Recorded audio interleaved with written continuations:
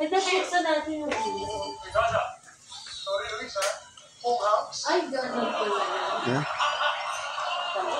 Ay, parang kilala ko to. Parang isa to sa mga kontraktor. Sikat na mga kontraktor. Kapatid ako ni Sara Disca. Ha? Vizcaya Massacre.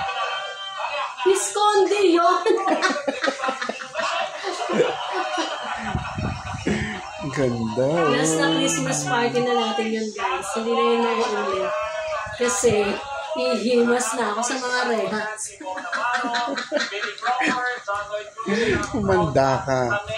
Ang dami mong ninakaw.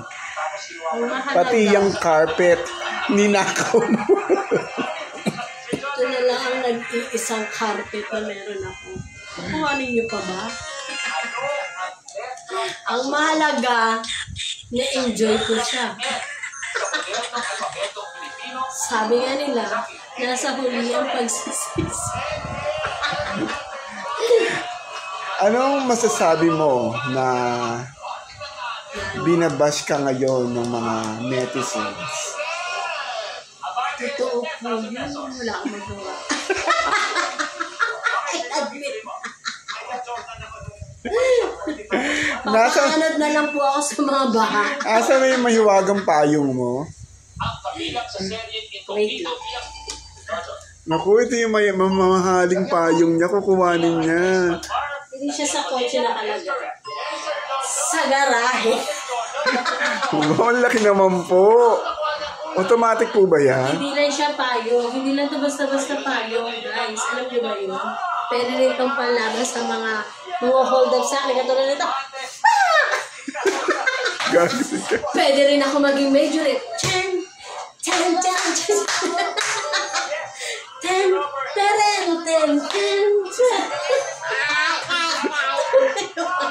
At hindi lang yung guys. Pag tumanda ako, kasama ko na siya. Hanggang sa... kaya mo pala siya binili. Inanahan ko na yung pagtanda. Kasi sa rehas ko siya magagamit.